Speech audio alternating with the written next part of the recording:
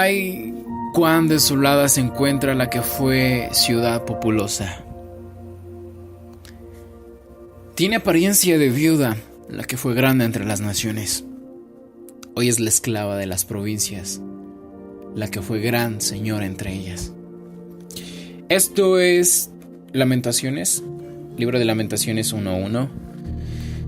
Hace años atrás, The Japan Times trajo como noticia de portada un 15 de octubre la vuelta a casa de 5 japoneses que a finales de los 70 fueron secuestrados por espías de Corea del Norte para que les sirvieran como intérpretes o maestros de del japonés a sus servicios de inteligencia. Las 5 personas, que para ese momento ya estaban al final de sus 40 años, fueron recibidas por sus familiares en el aeropuerto de Tokio en medio de profundas expresiones de alegría. Fuki Hamakon está en Japón. Después de reconocer a sus parientes, se echó a llorar sobre sus hombros de su hermano mayor, Yuko, de 73 años, quien la abrazaba y sonreía mientras le decía: nosotros no vamos a pensar en el pasado. Hoy todos tus 8 hermanos te damos la bienvenida con alegría. Los 5 japoneses viajaron luego a sus ciudades, en donde compartieron con sus familiares antes de emprender el viaje de regreso a Corea del Norte, en donde los esperaban las familias y los hijos que tuvieron mientras estuvieron secuestrados. Lamentablemente, no todas las historias tienen un final feliz. Por ejemplo, Megumi Yoka, quien fue secuestrada en 1977 cuando solamente tenía 13 años, habría muerto en un hospital para enfermos mentales en 1993, después de haber caído en un profundo cuadro de depresión. ¿Cuán indolentes podemos llegar a ser como seres humanos? A estos 5 japoneses se les robó más de 20 años de sus vidas.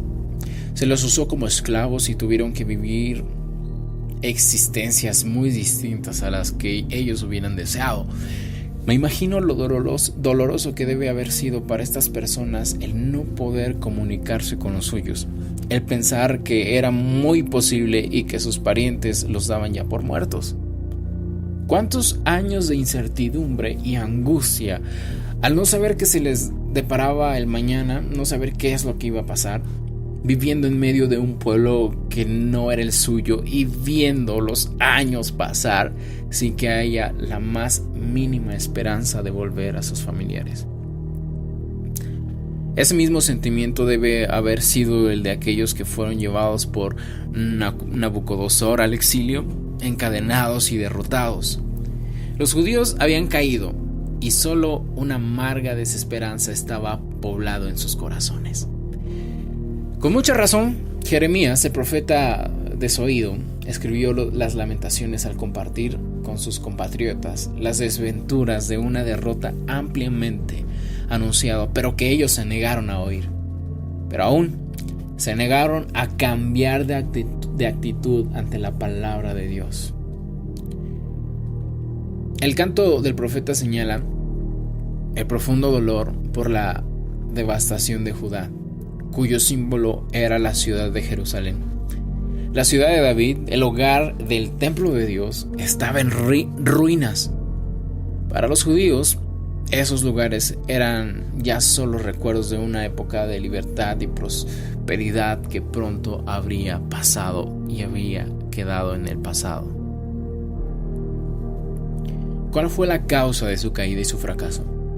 Jeremías lo mencionó con elocuentes palabras. Sus enemigos se volvieron sus amos. Tranquilos se ven sus adversarios. El Señor la ha acongojado por causa de sus muchos pecados. Sus hijos marcharon al cautiverio, arrastrados por sus enemigos. Esto está en Lamentaciones 1:5. Para Jeremías, la caída de Jerusalén no es un problema político-militar, es simplemente de índole espiritual. Por eso el profeta se coloca como interlocutor y reconoce en primera persona que no hay más culpable que ellos mismos. El Señor es justo, pero yo me rebelé contra sus leyes. Escuchen, ustedes los pueblos, fíjense en mi sufrimiento. Mis jóvenes y mis doncellas han marchado al desierto. Lamentaciones 1:18. Esto lo estoy leyendo en una Nueva Versión Internacional. Los hombres y mujeres encargados de buscar, cumplir y hacer cumplir la voluntad de Dios estuvieron haciendo su propia voluntad, siguiendo las opiniones de sus propios corazones.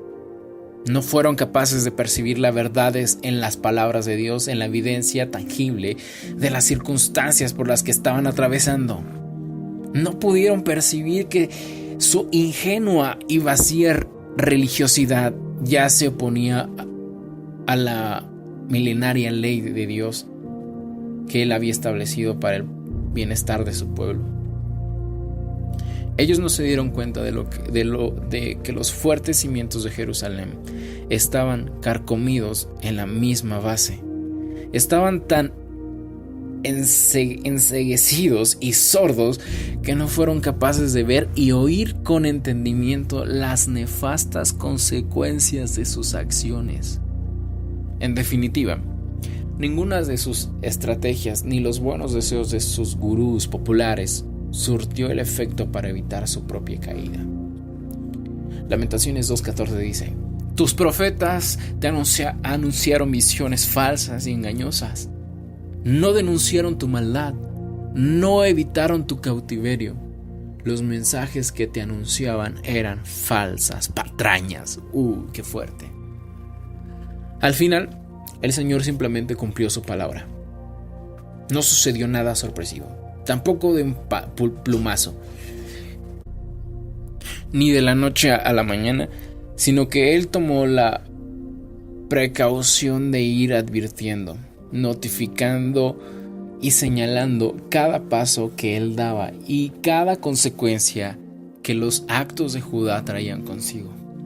Dios los amó, pero su amor no podría dejar de ser justo, es obvio. Judá no aprendería sin justicia ni libertad, pero lo que Jeremías lamenta, dice: el Señor ha llevado a cabo sus planes, ha cumplido su palabra, que decretó hace mucho tiempo. Sin piedad te he hecho por mi tierra, dejo que el enemigo se burlara de ti y enalteció el poder de tus oponentes. Sin embargo, el llanto del profeta no es solo por lo que se hizo, sino también por lo que sus compatriotas no hicieron. ¿Qué es lo que Judá no hizo? Ellos no se arrepintieron, no cambiaron de actitud y suplicaron por misericordia, sino que más bien reforzaron a su profeta a que se callara, a pesar de que el mundo se les desintegraba ante sus pies. Pero eso Jeremías canta con angustia: levántate y clama por las noches. Cuando empiece la vigilia nocturna, deja correr el llanto de tu corazón con ofrenda derramada ante el Señor. Eleva tus manos hacia Dios en oración por la vida de tus hijos, que desfallecen de hambre y que quedan tendidos en las calles. La gracia de Dios es efectiva y poderosa, capaz de transformar un vicio en un virtuoso, un vicioso en un virtuoso. Lo que más me sorprende es que el resultado de una vida que se desvía del consejo oportuno de Dios es una vida que no desconcierta al ver cómo puede caer y desintegrarse una existencia que en algún momento parecía sólida y estable. De seguro podemos estar tentados, como Jeremías, a levantar los ojos al cielo para preguntarle al Señor si es que no ha sido demasiado drástico, demasiado radical con la forma en que está tratando a sus criaturas. Mira, Señor, y ponte a pensar: ¿a quién trataste alguna vez así? ¿Habrán de comerse las mujeres a sus hijos, fruto de sus entrañas? ¿Habrán de matar a sus sacerdotes y profetas en el santuario del Señor? En Lamentaciones 2:20 es donde tú puedes leer esto. El lamento de Jeremías podría quedar lleno de desconcierto, incluso sin la revelación que con respecto al mismo tema del fracaso. Nos entrega el Nuevo Testamento.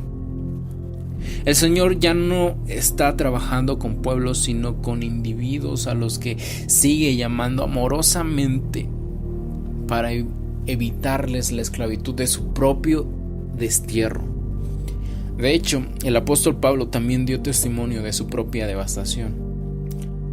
En 1 Tito 1:13 dice: anteriormente yo era un blasfemo, un perseguidor, un insolente, pero Dios tuvo misericordia de mí porque yo era un incrédulo y actuaba con ignorancia.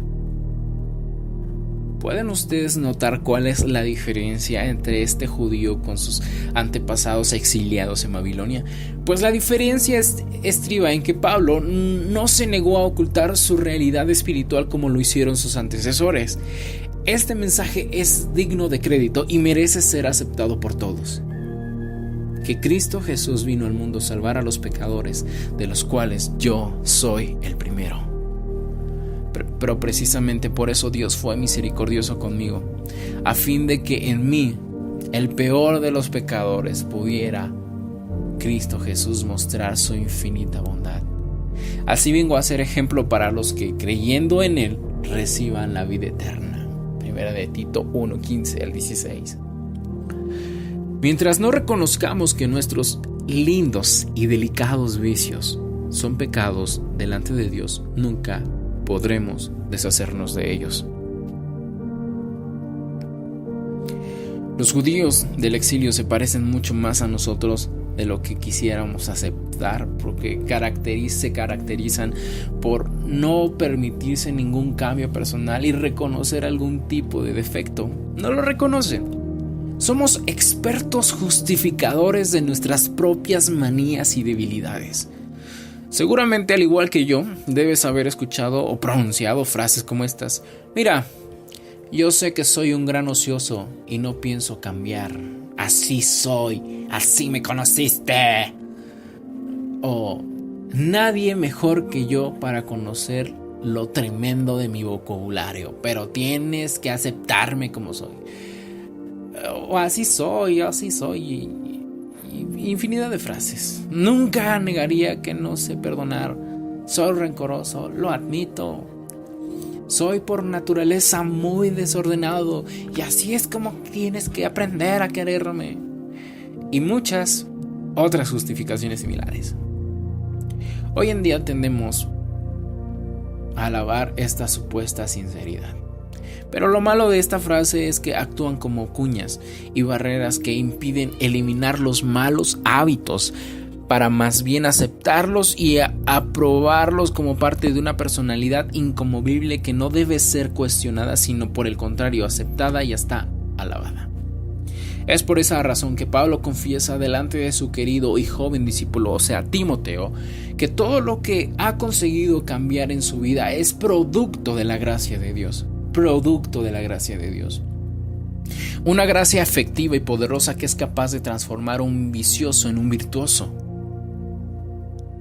Declararnos cristianos no es declarar nuestra perfecta imperfección, y menos nuestra pereza personal, sino todo lo contrario. Ser cristianos es reconocer que Jesucristo encontró solo en su gracia soberana razones suficientes para ir a la cruz y morir en nuestro lugar.